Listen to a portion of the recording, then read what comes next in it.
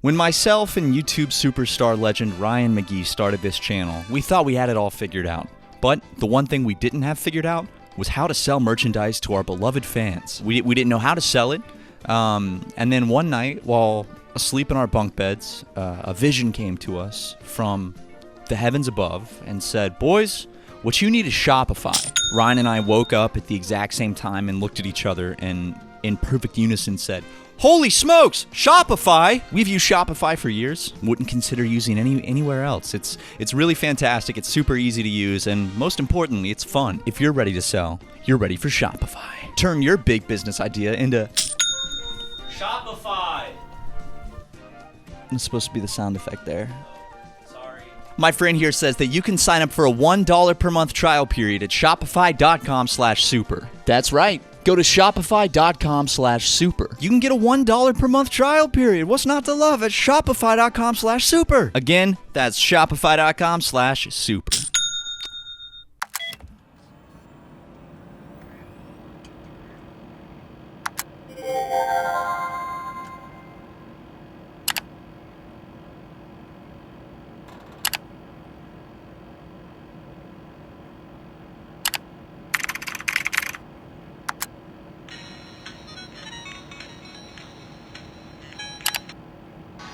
Download some files? Check these out.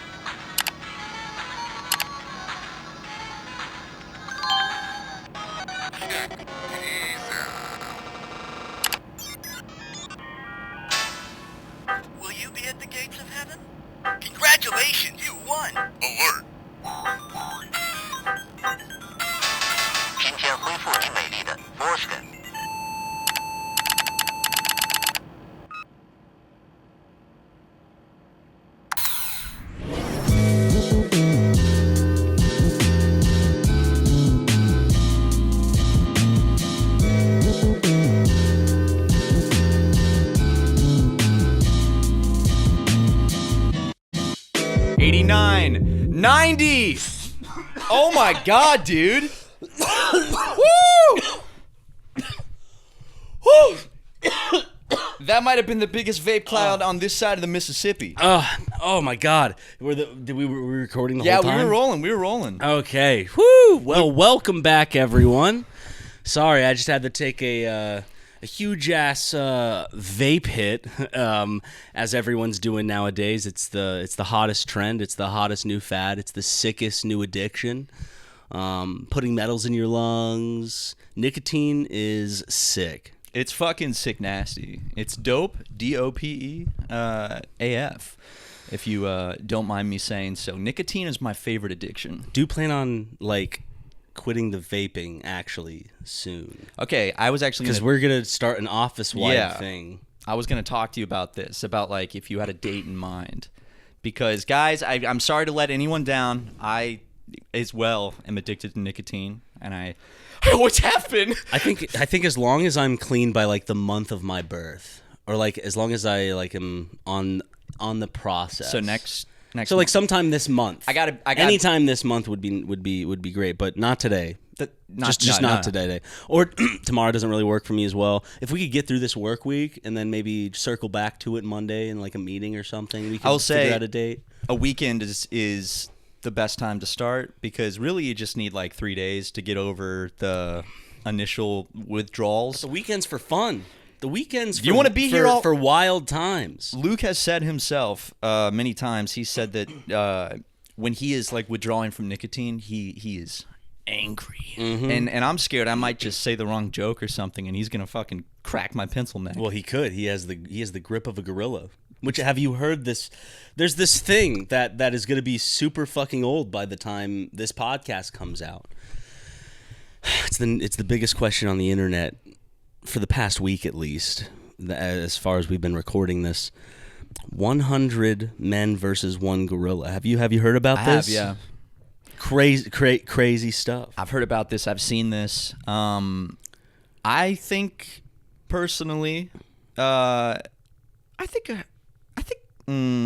100 men easily got it. Yeah, I think 100 men could do it. Now, if it's 30 men, I don't know. To tear through 30 men. I just imagine fear struck through just a little. Like, there's some cowardly men in those 30. Did they all sign up? Well, I wouldn't think so. To make it fair, it would just be like it's a lottery system. 30 men just like boom appear, just like the gorilla appears. So like everyone's stunned, everyone's in their most like high alert, fight or flight. Like they're, what the fuck is going on? They see like other. Which, for the men at first, it's probably like, what are these other men doing? And then they see the commonality between them and the beast before them. Actually, I don't think 100 men could do it, and I'll tell you why. Because I feel like even if... Power of love. The power of love. Because you've seen Tarzan. You know how much gorillas love. They have big hearts, you know? They have big hands, but they have big hearts, too. Like they do in Texas. Mm-hmm. They have very big hearts in Texas. Number one state for heart disease. But I think the gorilla is only so big, right? And you can only have so many men charge it and consume it with attacks at once. And I feel like that caps out. So having 100 men doesn't really make it better, because maybe only just because of like physical space and everything. I just don't know if the gorilla has the stamina to even like. Yes, they don't have like the 15 numbers. men at once could maybe attack it, but the gorilla could go through them quick, and then the next 15 come and it goes through them. You know, like 100 men can't attack one gorilla at once. Men would be dirty. They'd go for the balls probably. You know, so like if they get one good fucking yank on those nuts. And rip the balls off of the gorilla, like the gorilla bleeds to death potentially. You can bleed out that way. Yeah, it's a possible way to die. I mean, they said so in the movie Django when they were about to clip Django. That's right. And they also in 1,000 Ways to Die, the television show that was on Spike Television. Oh, sorry. Whenever you said that, I thought of Seth MacFarlane's movie A Million Ways to Die in the West. No, which, also have you fantastic. seen? I haven't. But I've heard it's fantastic. I have seen it in theaters. With your dad? With my dad. You saw it with your dad in theaters? Oh, yeah. It was very long, or it felt long, is my review. Dude, movies like that, it's always like it feels so long, and then you check the runtime, and it's like an hour 20, and you're like, what? I know, it's like, wow. How our videos feel. Come on, man. Come on, I'm sorry. You guys just... it's just a little bit of self-deprecating humor. Yeah, we all like self-deprecation.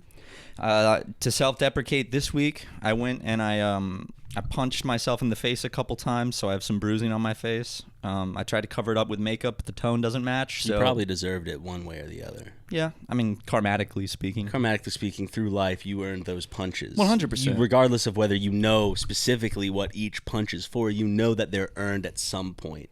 And probably even on the low end. You know, you're probably just going on the low end. The amount of punches you punch yourself probably really doesn't qualify to the amount of punishment necessary for the sins committed by the Watson clan. Yeah, especially in World War II. We don't call ourselves the Watson clan anymore. We just call ourselves the Watsons. Dude, I actually don't know if I'm ever gonna see like a lot of my family again. Okay, this sounds like I'm like being taken hostage.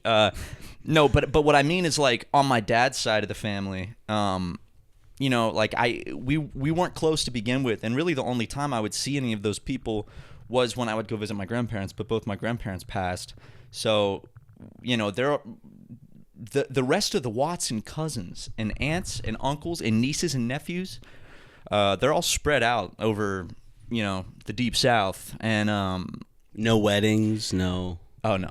Everyone's married now, or is it just like no? But I don't see we're not close enough to like really. I wouldn't be invited to any weddings, and also like I'll be honest, I would say 70 to 90% of my relatives, if I saw them in public, I would walk right by because I wouldn't even know who they were. Now, be honest with me here. Do you think that you not being invited to weddings on the dad's side of the family has anything to do with the stand-up routine you tried to perform at your dad's wedding? 30 minutes, right? And I'm not going to say outright that it doesn't. Prop comedy too, right? It was prop comedy, yeah. Not going to say it Instead doesn't of have a toast at your dad's wedding. Standing up. Except you hear the ding, ding, ding, ding. The camera pans over and it's you with like a huge fucking glass. Yeah, like and I stand like 10 up. times the size. Just one glass for me. And everyone's like, everyone would laugh at that. But then then I put the glass down, I pull out another prop of some sort, and it just keeps going. You're like, it's like, where do I get cut off? Dad, I don't know. You're dad's son, so you have a lot of sway in how much people can do, because they're not going to call you out directly. They're probably going to wait for your dad to do it. Your dad would have to be the person to do it. But at his own wedding. But then knowing that, how far into it do you personally think your dad would cut it off? Think about it. After the first bit we described, you like turn away. You're like, okay, guys, I'm glad that you could lend me your ear. You turn around, you have like a big ear now, and you're like. Everyone's like, oh, you hear like the murmuring of like a wedding with some glass, like. And then I'll be like, all right, guys. Well, that's the end of my act, and Dad, Dad, Jean Ann, I wish you guys well. I hope you'll be together forever, but who knows? And I come up with a big old nose. Meanwhile, like all of this nose. is being said, like you're like giving the speech of like, anyways, to be serious, all the joking's done. The camera's like panning out, like in the middle of your speech. There's just like an obvious giant watermelon in the middle of the thing. It's like it's so obvious what's about to happen. Yeah, I did my Gallagher routine. You're like balancing the mallet on the table to make sure like it's like sliding, sort of making sure it's like right up for the moment. Hey, sorry, hold on one second. Okay, but yeah, anyways, it's a serious time now, so gotcha. Everyone's covered in watermelon. Like my dad's just sitting there, his white suit that he wore to his wedding. The watermelon's covering his glasses, and they'd go down to cover his disappointed eyes. I've tried to think realistically how long I could keep that going, because I feel like, I would probably. He wouldn't want to cut me off at first, because when I keep pulling out the props, he's like, oh, well, he put some thought into this. Do you think he would be impressed by the props at all? I think he would laugh for maybe the first 3, and then he might be like, okay, well, he's kind of being an attention hog. It's my wedding, and here he's pulling out a clown nose, and is that a mallet and a watermelon? What is that? And yeah, I think probably I could get. I think honestly, 5 minutes in, he might be like, okay. It would be even more hilarious if all that speech led to all of a sudden, like, you hear a loud, like, gunshot. You look over, someone's dead. You're like, uh-oh, looks like someone was murdered. You just try to go into, like, a forced murder mystery. Some guy that no one knows. Like he's just a hired actor. Just oh, who could have done it? Oh my God! Someone left a note, guys. Everybody sit still. No one move. Nobody move a muscle. All right, no one's getting out of here until we figure out who did this. It's like very obvious, like the guy that got shot, it's like shitty fake blood, and he's just kind of like breathing heavily, so you can see like him just breathing. Like a detective walks in, wearing a fucking trench coat, with the detective has a magnifying glass. I've heard there's been a murder here. You have like lightning sound effects playing, even though it's a sunny day. And then the detective gets shot. Whoa! Double mystery, son. Seriously. But please, can we wrap this up? Dad, I didn't plan the detective to get shot. It's one of my redneck relatives. Enough! It's not funny. What? How's this for prop comedy? That's we gotta remember that one though. That might Except be it goes out and says "bang" on a flag. Okay, that's like, good. They think you shot. You go. You check yourself, then you look up, and it's just the gun with the flag pointing out. I probably should have explained it as that for the best reveal for the podcast, but it's one of the guns with the flag says "bang." Yeah. Yeah, but I don't know a lot of the Watsons. I'll be honest. I have an aunt that probably for the best. They probably stink. I mean, yeah. I live in a very humid climate. hold on. I'm just Talking about them like they're animals. Yeah, it's just kind of this like musk, you know. It's real. You know, in the climate that they live, you know, they tend to sweat a lot and produce a lot of pheromones. On my mom's side, they live in a more arid, like temperate climate, but my dad's side, it's very moist and hot, so they do get to stinking. But I was thinking back through my Rolodex of family members on my dad's side, and I'm thinking back to my aunt's ex-husbands, who were, I guess they're my ex-uncles, right? Because we're not related by blood. And I'm thinking back to this one uncle I had when I was a little boy. We don't have to talk about that. Oh no, it's not that story. That was on my mom's side. Okay. But I'm thinking back to this one uncle I had. His name was Uncle Tom. Your mom's gonna be like, "What the hell?" My brother didn't, Matthew. But I had an Uncle Tom, and I mean he was Uncle Tom. His name was Tom, and he was my uncle, and we called him Uncle Tom. Okay. And he had a boat, and he'd take me out on the boat, and I would love it. And it's just a memory that just really kind of just popped up. You and Uncle Tom? I should write a memoir about the times I spent with my uncle, like My Uncle Tom by Matt Watson. Not only do you have an Uncle Tom, I remember one time I ordered you late at night as a treat. What was it, like 3 a.m.? Dude, I think we've talked about this before. It was late. It was late, and you ordered. It was. Not many people are lucky.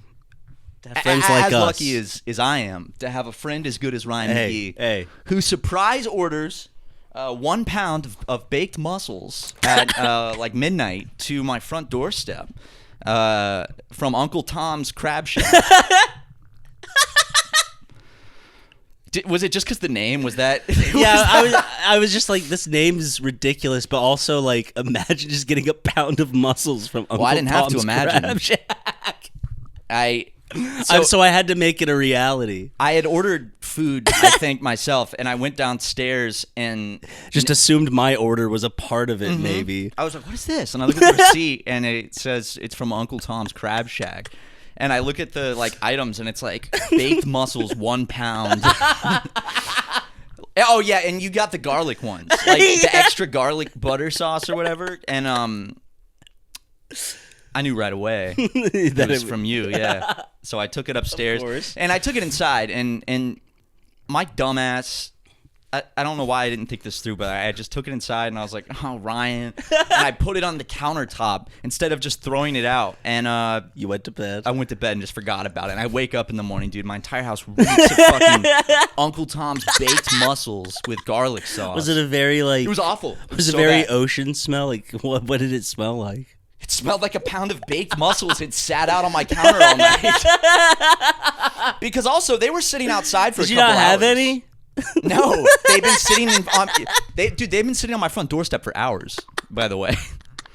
Did you get a waft like when you opened your door? Were you like, "Whoa, that's not what I ordered"?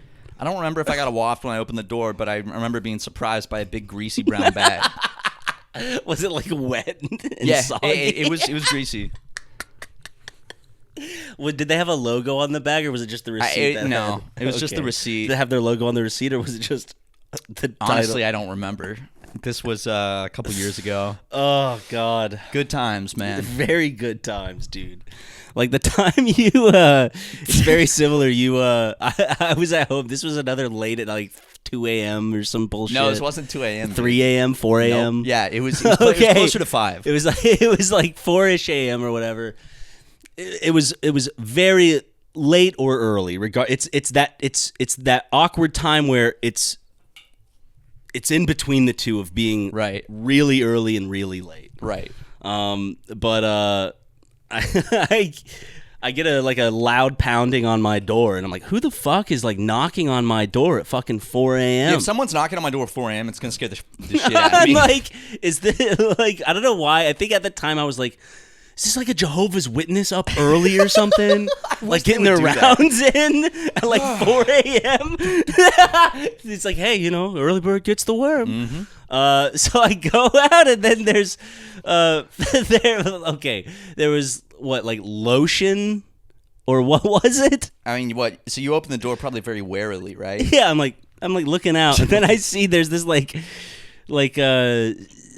just kind of like the bags they use for Uber Eats when they go by like a drugstore, like a CVS or Walgreens or 7-Eleven. You know, it's not like Right. in a food bag. I was like, this is just a grocery bag of stuff. And Matt, what did you order me? Ordered you some like a bottle of lotion, Yep. a box of tissues. And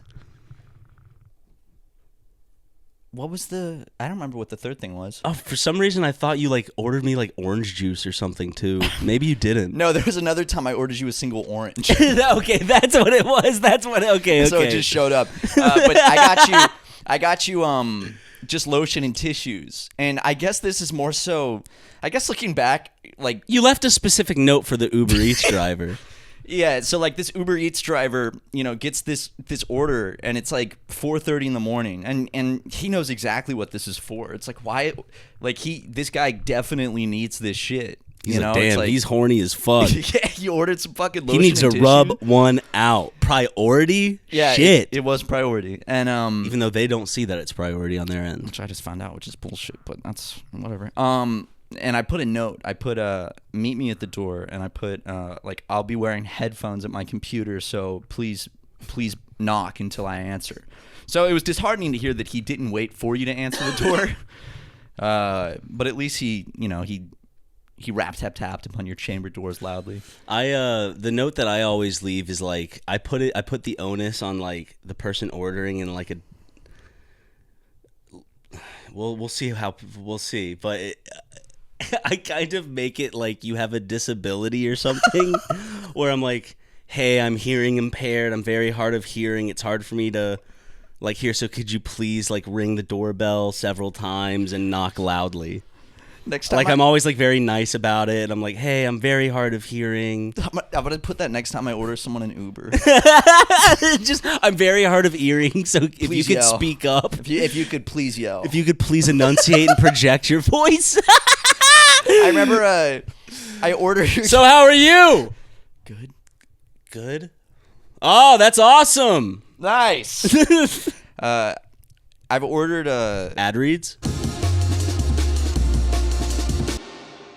When myself and YouTube superstar legend Ryan McGee started this channel, we thought we had it all figured out. But the one thing we didn't have figured out was how to sell merchandise to our beloved fans. We didn't know how to sell it. And then one night, while asleep in our bunk beds, a vision came to us from the heavens above and said, boys, what you need is Shopify. Ryan and I woke up at the exact same time and looked at each other and in perfect unison said, holy smokes, Shopify! Shopify is the commerce platform behind millions of businesses and 10% of e-commerce in the United States. From household names like Mattel or Gymshark to small companies just getting started, like SuperMega. We've used Shopify for years. Wouldn't consider using anywhere else. It's really fantastic. It's super easy to use, and most importantly, it's fun. Packed with helpful tools that help you, write product descriptions. They help you figure out all the nitty-gritty stuff of shipping, like tariff codes, etc., etc. And best yet, Shopify can help you with everything from inventory to international shipping to returns and all of it. It's great. If you're ready to sell, you're ready for Shopify. Turn your big business idea into Shopify. It's supposed to be the sound effect there. Sorry. My friend here says that you can sign up for a $1 per month trial period at shopify.com/super. That's right. Go to shopify.com/super. You can get a $1 per month trial period. What's not to love at shopify.com/super? Again, that's shopify.com/super.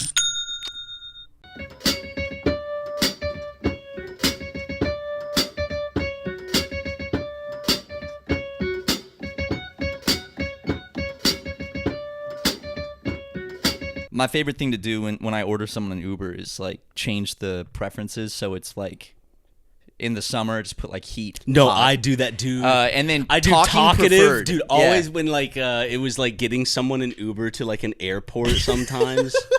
It's like if they have like a 4 a.m. or 5 a.m. flight or something, like scheduling their Uber and like being like talkative. because the default is talking, no preference, but Yep. change it from no preference to like discussion preferred. So then the Uber drivers will, just I did that to my buddies visiting from South Carolina. I think like they were out somewhere, and this is like I was at work, so I was like Ubering them to the office or some shit like that, and in doing so, I just like on the way put like it was in the summer, and I just put heat and like talkative. speed, please. The thing is like. There's only so much. Like an Uber driver probably won't actually put on the heat when it's summertime. But the talkative thing is definitely because I don't know about anyone else. I'm not a conversationalist. I can hold a conversation in an Uber just fine, all dandy. But it's not my. I would rather not say a single word. I'd rather just kind of teleport to the location. As I said, I don't mind conversation. I just like I'm not one for small talk, I guess. Yeah, I really don't prefer Uber conversations. I don't like it when the working class talks to me. Absolutely not. When they utter things to me, I feel myself getting dumber, and it makes me afraid, will I drop into their class as well? As much as Ryan and I love playing pranks on the working class by making them, drive a pound of baked mussels at midnight or turn the heat on in their car during the summer, I'm not one for small talk with strangers. I really it's got when I was I've never been one for small talk though. I've always been like very introverted. So. I was fine in my like early to mid 20s with it, but like later in my 20s I just like really like pulled back from it, and I really don't like it at all. And it's just gotten harder to do it. Because I think the older you get, the more you have those kind of like meaningless kind of like, hey, what's up? How are you? We should hang out sometime type of conversations. So it's like there's only so many times you can do that and then kind of get the gist of what's going on. And you're like, yeah, okay. So we're just kind of talking to each other to be nice. That type of deal. Yeah. Where it's like neither of these people would particularly gravitate towards each other, but it's like they just felt awkward not saying anything and being like, hey. And then one person ends up just standing there for too long, and so they feel like they have to talk for longer. Do you do the same thing as me to avoid like the awkwardness? So I'll be like in an Uber on the way to the airport, and this has happened many times where it's like we're on the freeway and their car is just it's loud. You can hear the highway, they're punching the back of their headrest. Yeah, Shut up. But it's like very loud. Maybe I'll have headphones on, or it'll be like a driver with a very thick foreign accent, and they'll ask me something, and I didn't hear them, and I'll be like, "Excuse me," and they'll say it again, and I'm too like awkward to ask them to repeat it again, so I'll just be like, "Yeah," and I'll just like kind of smile and then look out the window, and so I'll just my go-to is just to like kind of like laugh and agree. Oh, yeah, like, yeah.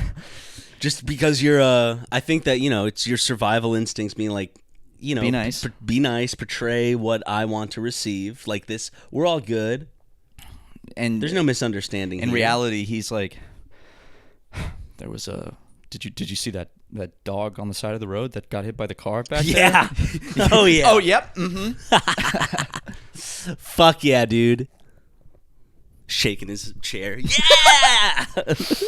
God, we gotta start doing that, dude. You and I gotta start calling while he's driving, like fucking choke him, like pin him to his chair, and I got you. Kicking the back of his headrest as hard as possible. Straight out of our book, it seems like. Honestly, you and I we gotta start calling Ubers just to random places, just so you and I could start like pranking the drivers, like shaving cream and a feather on top of his head. We order an Uber to take nobody nowhere, so we just have to make people drive shitty routes. Like we order an Uber where it's like we're paying for this ride, and so we like give them like take this teddy bear to this address because some people delivered things through Uber sometimes. I guess. You think you do it, or she? I don't know. They're being paid, and $1's $1. $1's $1. It's the universal language. The thing is, they don't get their pay is fucking god awful. A lot It's of them horrible. have to resort to, and it's like frustrating for the consumer, of course, but like a lot of them have to resort to like multi-apping, which is just like using Uber Eats with DoorDash with whatever other fucking food delivery app there is.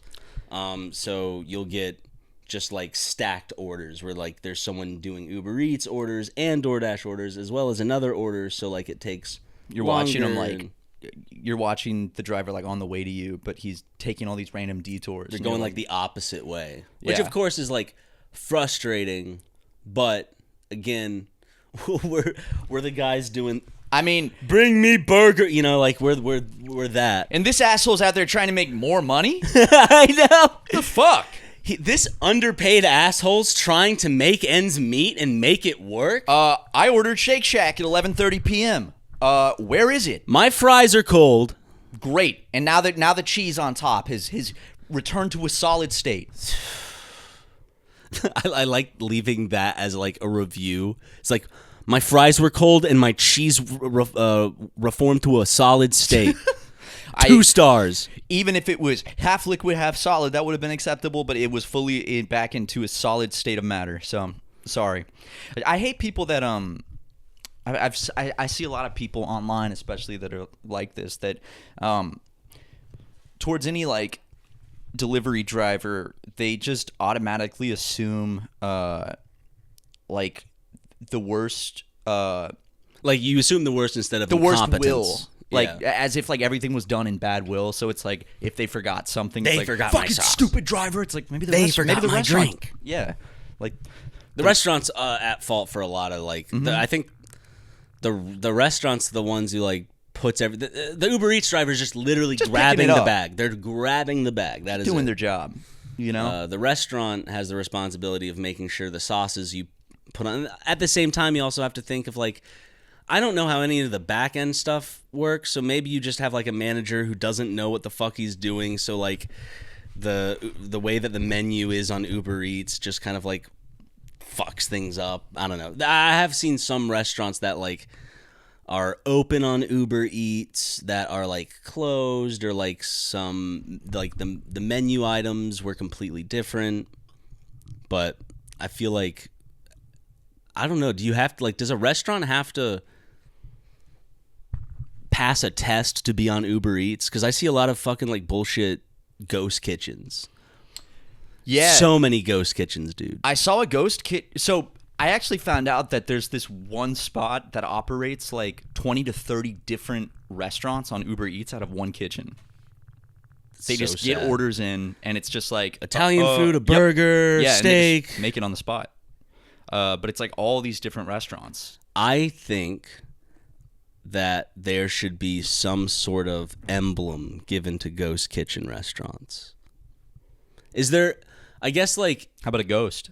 there's that. That would be. I would like a just a like a sheet ghost. Yeah. I would love that.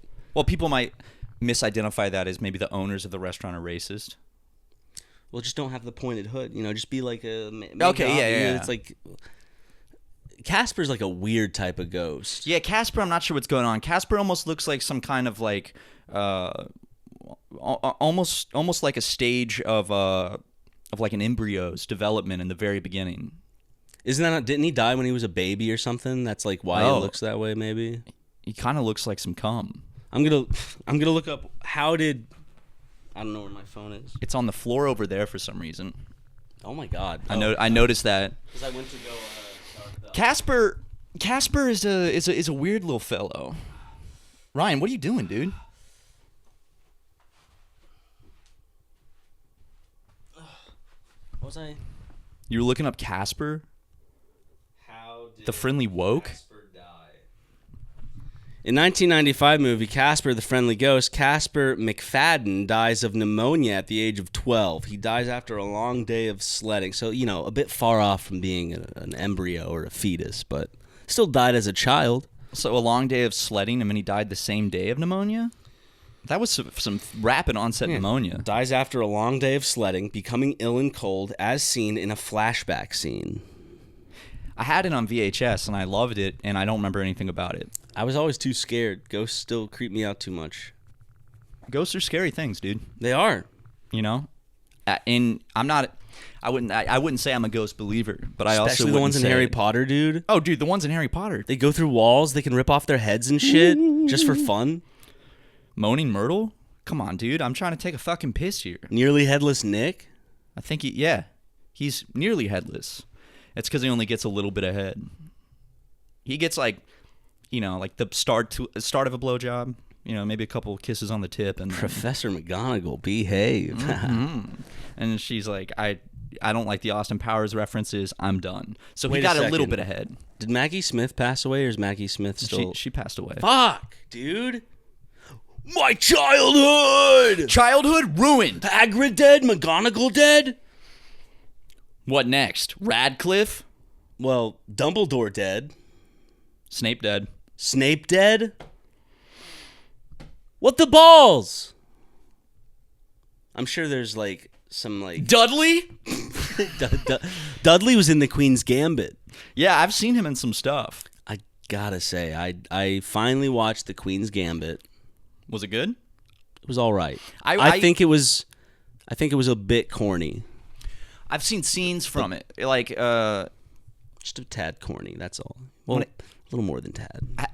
when it came out, a roommate was watching it, so I'd walk in the room and kind of like stick around for a bit to see what's going on, and I liked what I saw, but it was a very small little chunk of it, and It does my favorite thing when portraying alcoholics. Every movie I or show did see a scene where she was an alcoholic. Every movie or show where it's like, this person's an alcoholic. It's always the same fucking shit. It's just like, I'm in a bad mood and I'm going to take a big swig out of a big old bottle. And the bottle's going to be half filled. Oh, yeah. Again, just... I mean, there's many alcoholics that do drink straight out of the bottle, but it's just such a funny, like, it's just like a thing that consistently happens. And it's always... It doesn't come across as genuine. Well, it comes in the across movie. as like, how do we portray they're an alcoholic? Let's get it moving. This is easy. Gave him this jug with 3 X's on it, and just have him take a big old swig. I guess like in my head, because like in my head, an alcoholic is there's all forms of alcoholic and stuff, but the ones that seem more kind of grounded are like the ones or more grounded to just like what I think would make it seem a little less hokey or something would be, the type of alcoholic that's kind of just sipping beers throughout the day. Yeah. Always has to keep that little bit going. Not someone who's always like, that happens probably. That happens, but I think that happens a lot of the times too at like crash points or big moments in someone's journey through addiction or, but like I don't know, just to portray it that like all they're doing is slogging the deep throat in that bottle every fucking day. That does happen, but it's in every movie. And it's just like Marvel does it for Wolverine. Where's the high functioning alcoholics? Yeah. Where's the representation? I want to see the alcoholics just kind of casually sipping beers in their trucks. Guys like me that wake up and have a beer on the way to work want to be represented in the media, and it's just disappointing to see us represented as just tossing back a fucking bottle of vodka in the morning. I just want to coin it as like the Disney swig. So it's like, how do we portray a character as an alcoholic? Let's throw in the Disney swig. Yeah, just has to be a full bottle. Just and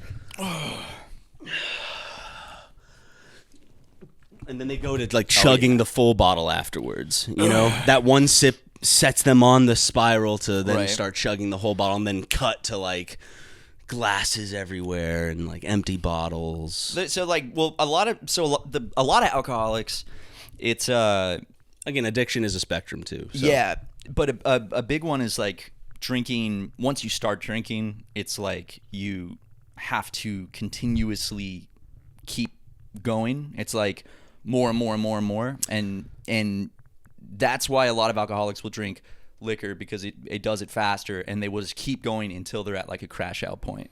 It's never enough until it's too much. What's his name? Matthew Perry from Friends or whatever. I saw some like clip where he was explaining his addiction and his alcoholism, and he was like he described it I think he was debating someone, but regardless, he was describing it as like the first sip or the first drink is my choice. Everything after that is like it feels like it's just out of my hands. Like there is that like ultimatum of the first drink of like that night or something. And this is of course him talking about his experience. He doesn't speak for all alcoholics or addicts, just like any alcoholic or addict doesn't speak for all. I'd say that's pretty accurate though. But like in a general way, like he's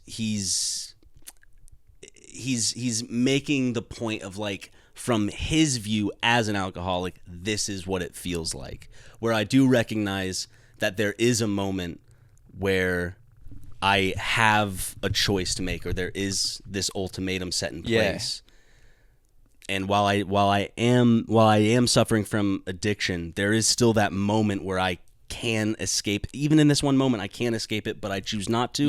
Which then leads choice down the night of just drinking and all that. Because alcoholics aren't drinking to like feel like to get drunk to feel good. They're like drinking to numb. I'm sure it could start, like when you're in college and a lot of people start like experimenting with alcohol. I'm sure that like college is a big time where it's promoted in college.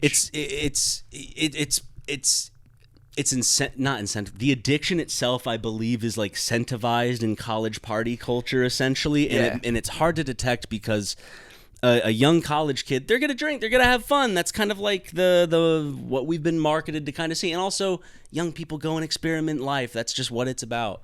But just I'm trying. It's part of the like cultural image of college is like getting so drunk that like you wake up somewhere else. Yeah, it's the classic image of this has been shown a lot of time in TV shows and stuff, but the kind of guy who never outgrew college, the guy who like at 40 is still drinking like he was in college or still acts like a college. Yeah. The first person that comes to mind who's famous that I think of is Bert Kreischer, who's like, oh, I'm sorry, but you're second, Matt. Okay. At least I'm second. Thank you. But like him, where he is a father, he is a husband, he is a businessman, blah, blah, blah, blah, entertainer. But he still visually, like, obviously has a problem with alcohol and like won't give it up. And he's very sophomoric in his approach to alcohol and his like mentality. He's like, I just want to have a good time. He's still in that mindset of like, a good time, guys. Come on. It's always the excuse of like, come on, let's just get some drinks. Just lighten up. Do you guys want to drink? It starts off as like, you guys want to drink, and then therefore now I'm gonna have a drink. We're all having drinks. Don't like to facilitate. They don't want to be the only one drinking. Mm-hmm. But it's like stuff like that, and like not to shit on Birdie Boy. I was just using him as an example of someone who still has that, of like how someone can transition from being like the fun party drinker in college and how that can metastasize to adulthood. Well, there's also like, I think like a lot of people that are like predisposed to becoming alcoholics or have like trauma from childhood or something, once they get into college and they start drinking, like they become alcoholics really early, and no one else around them sees the signs because it's promoted so regularly. And I know someone that was drinking. They started drinking before college, but like college was when they really started drinking. Because I think they were in a fraternity, and it got to the point where eventually they would be done with a bottle of vodka before noon, and it's like. No one around like in college like knows how to see the signs really, unless you're like, you don't have life experience. You don't have much. Most people don't have much like life experience like when they're like entering college, because they're kind of entering that arena of everyone for themselves type of world. I think college is kind of like the first time you're thrust into that. When you enter college, you think that you have life experience and you think that you know how everything works. It's kind of that like freshman mindset where it's like, I'm independent now, I'm an adult, I know how things work. feel And like then as an you very adult- quickly learn that you don't know jack shit about how things work. I feel like as an adult, like that just happens consecutively throughout. Like, yeah, that'll just happen. You're like, man, I thought I had it together at like 20 something. Man, I thought I had it together at 30 something. Man, I thought I had it together at 40. Like, it just keeps going on and on. Because, like, I mean, Constantly growing and changing. yeah, you know. But at the end of the day, adults are just, a lot of them are just act like fucking high schoolers still, just with like fucking older skin. Like, I look at our Congress, you know, I look at people like Marjorie Taylor Greene, Marjorie, whatever the fuck her name is, like people like that who are like representing the United States in some way, who are just like, well, that feels like middle school. Yes, high school maybe a little too generous. Bro, how is let's just ad reads. Guys, you're yep ad reads. You should take off all your clothes. Okay. Scooby-Doo. Butt fucker.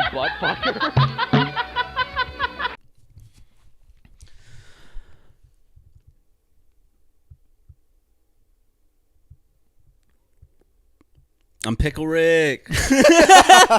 Come on, we're back. We're back from the ad reads. We're back, baby. Luke, you definitely keep in a lot of that silence because I keep all of it.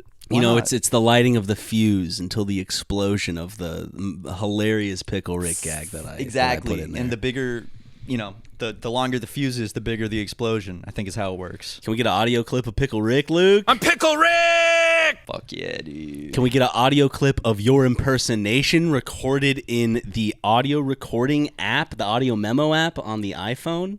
Of your interpretation of what Pickle Rick would sound like as a Pickle Luke. Pickle Luke? And go, I'm Pickle Luke. I'm Pickle Luke. And now, if you could, now that we know what that sounds like, could you create a visual representation of Pickle Luke?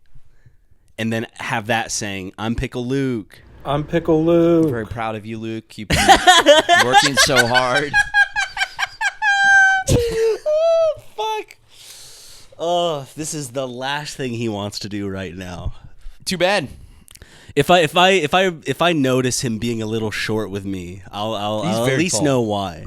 He's taller than both of us. No, exactly. I was not talking about height. I was talking about in his mood, like being short, like being like quick to spark anger. Always goes over my head every time. Like airplanes or kites or someone taller than me. Or turtles if you're scuba diving. Or just swimming like you and I. When we were swimming in Hawaii that one time, and the sea turtles were swimming all around us. Dude, I loved when you and I were playing monkey in the middle with one. Oh my god! Yeah. Like, imagine us like, dude, they're frisbee throwing it. Okay, they're just talking about being cruel to animals, to being cruel to like helpless, like shooting skeet. Like, or whatever you're supposed to say. Dude, sea turtles are fucking majestic. They are I will beautiful. Say. They are so beautiful. I honestly like when we were in Hawaii all those many years ago, and you and I were swimming in the ocean blue and missed the perfect whale breach. Fuck. I want to talk about that. Once in a lifetime moment that we missed. There was. Oh, we got to hear someone's reaction to it. Swimming with the sea turtles was one of the most beautiful moments of my life, being that close to such a beautiful creature. It fills my heart with a lot of, not just giggles, not giggling because the sea turtle's funny, giggling because I'm so overrun with positive emotion that it comes out in giggle form. They're so cute. I love them. But, yeah, you and I, we were on our, like, hotel, like, motel Holiday Inn balcony. We were on the third deck of our balcony. Right, and... because we rented out the whole resort for ourselves. As we tend to do. Basically, we just hear this guy go, "Oh, my God!" And we turn around and look, and we can see out at sea, like... biggest mist of water. The end of a incredibly massive splash. And he's like, "Did you see that?" And we're like, "No." And he said that a whale, like, straight just jumped out of the water and just... which you see their tails doing. Yeah. That. I mean, you see whales here. It was a clear. It was a clear, clean breach, though. He said fully out of the water and back down, and we missed it. We saw the tail end, no pun intended. But it still hurts that we missed that. Dude, I don't know why it got me thinking of just water scares me, I guess.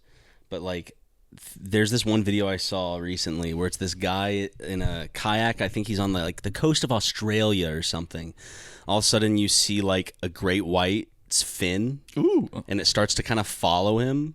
And it like I'm just like I automatically put myself in that situation. I'm like, you're in this thing that's like, whoa, They can knock you over easy. and all of a sudden the great white like disappeared, like you just don't see it. And in my head, because you know great whites when they attack prey, they launch themselves. So like in my head, I'm like, my heart would be torn from my chest. I probably pass out due to just like scared anticipation of just having a great white launch me from a kayak from underneath. I would be terrified, dude. That's why I don't want to go kayaking in the ocean. I mean, even in South Carolina, my dad would take me kayaking in like Francis Bydler Forest. I think it's what it's called, Bydler Forest, and it's like a swamp. And there's alligators huge there, right? alligators, like all over the place. Like we would just be kayaking, you'd just see them kind of go by, and because I think, what if just like you accidentally were to roll over, then you step on an alligator, and that's gonna be the alligator's not gonna be too happy. No, and believe it or not, the alligator performs better in a fight or flight situation in water than you do. Unfortunately, it does. Because it's literally like a prehistoric beast. They are dinosaurs. They have like much like sharks. They have been around forever. They've evolved perfectly to do this. And like ladybugs. Ladybugs, yes, they have been around since probably billions of years. They used to be pink though. Really? Mm-hmm. Are you fucking okay, dude? So, like when you bust out some trivia like that, I'm like, maybe Ryan is laying some cool truths on me, and I'm all excited to learn about it. Aren't ladybugs actually like invasive species? Sorry, we're getting off topic. Yeah, alligators though, like even in a kayak, I would be scared that it could come up and just, if it wanted to, it could tip you. It could knock you off. It could ram your kayak and send you off balance, and then grab your head as you spin under, and then just death roll you, snap your neck, you're done. Have you seen that video of the guy kayaking in the swamp, and then the gator just charges him, and then he tips out of his kayak, in a freak out. Oh, dude. The gator goes, and he goes, oh, and then tips over in the water. Luckily, it's like he can stand up because it's shallow enough. But get your ankles. Yeah, when my dad would take me kayaking, we'd see huge snakes just like perched on branches. Water moccasins, dude. Mm-hmm. Oh yeah, you could see water moccasins going through the water. Those are scary snakes. They're poisonous. Mm-hmm. Right? And I went to the library as a little kid. They're deadly poisonous. Mm-hmm. They'll kill you. Not just like I'm pretty sure they'll kill you. They had one in a tank at the library one day when I was a kid, and I put my face up to it, and it went, and it some Harry Potter shit, dude. It scared the fuck out of me. It made me cry. Were you making faces at it? No, I think I just put my face up close to it. I probably was, but it was all coiled up, and then it went, and I mean, even as a 29-year-old man, that would make me fucking jump backwards. Oh yeah. You know? I mean, instinctually, I would hope that a normal person would jump back. No, actually, there's glass in the way. My brain knew that. Yeah, no, my brain actually knew there was glass in the way. So not even for a split second did I think that I was in any danger. So there was no need to jump back. Dumbass. I hate people like that so fucking much. Yeah, well, they're here to stay. There's a lot of them. They're born every day. Geniuses. Yeah, savants. People with higher, intelligence than us. People who continue to play with big blocks type of beat. I also want to point out, is that what they're called? Mega blocks. Remember those big fun ones? Mm-hmm. Is that what those are Mega called? blocks. The like plastic ones? Yep.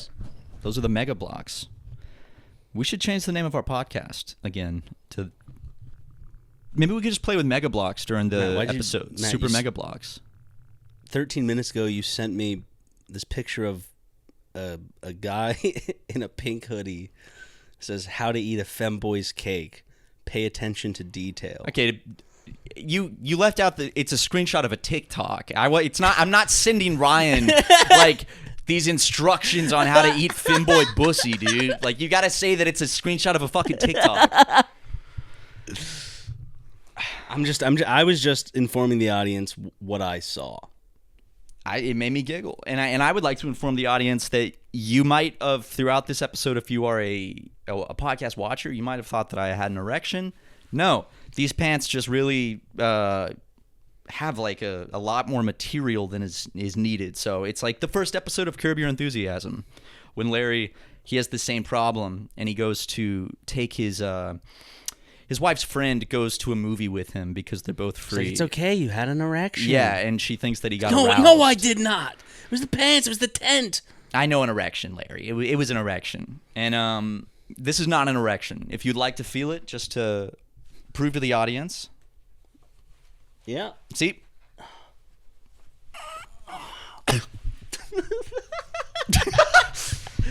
Well, now it's very... Yeah, but...